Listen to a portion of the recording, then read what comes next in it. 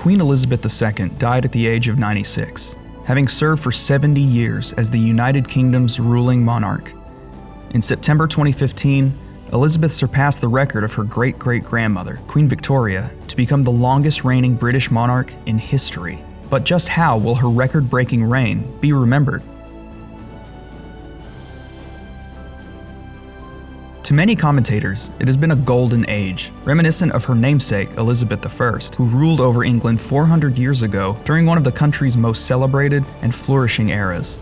Elizabeth II has worked to uphold the majesty of the monarchy, adapting and modernizing to ensure its survival throughout major social and economic upheavals. Described as an anchor for our age, she navigated Britain through troubles in North Ireland, assisted in the decolonization of Africa and beyond, and has remained a pillar of nobility and popularity amidst Brexit and other politically historical events.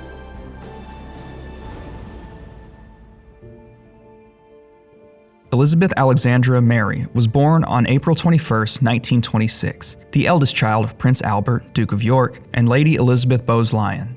She was never expected to succeed the throne, as her father was a younger son of King George V, but when her uncle, King Edward VIII, abdicated to marry an American divorcee, her father, and subsequently Elizabeth, became the heir apparent. Even as a child, Elizabeth was conscientious and dutiful, known to her family as Lilibet. She took naturally to the demands of royal life and etiquette. She was educated thoroughly on British history and law, studied music, and learned to speak fluent French. She also loved horses and Pembroke Welsh corgis, passions that would continue for the rest of her life. On November 20th, 1947, Elizabeth married Prince Philip of Greece, her third cousin and a lieutenant in the Royal Navy.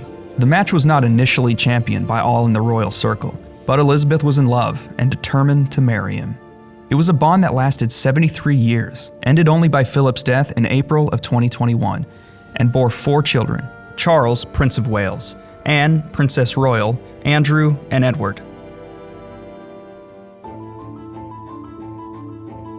Elizabeth ascended the throne in 1952 when her father, King George VI, died of lung cancer.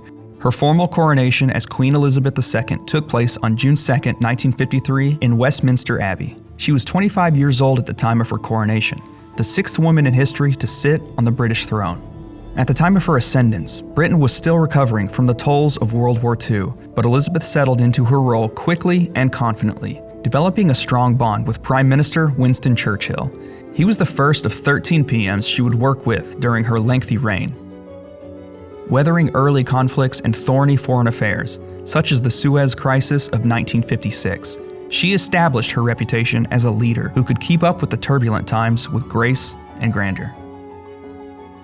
Her popularity was bolstered by her commitment to travel within the Commonwealth and beyond. In 1953, Elizabeth and Philip embarked on a 7-month world tour, visiting 13 countries and appearing before adoring throngs.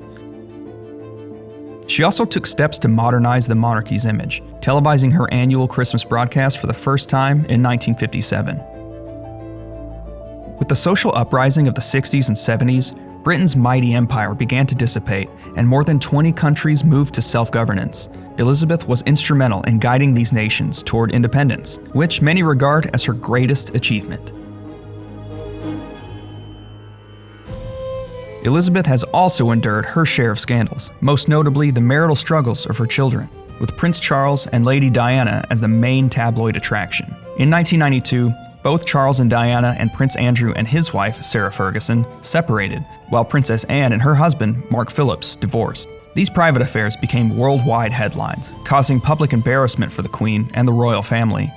Their image was further tarnished by Diana's death in 1997. The public saw this tragedy as further evidence of the royal family's mistreatment of the people's princess.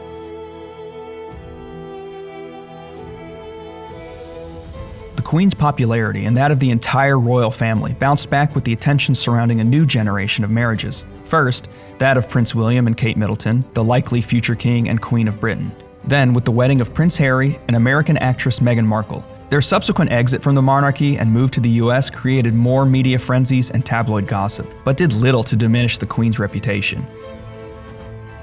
Now, at the time of Elizabeth's passing, her popularity is as strong as it ever was. Throughout her impressive reign, She has made the monarchy a unifying focal point for the nation amid great societal divisions, exemplified by her broadcast to reassure the public at the start of the COVID-19 pandemic. Anna Whitelock, professor of the history of monarchy at London City University, expressed her legacy in these terms.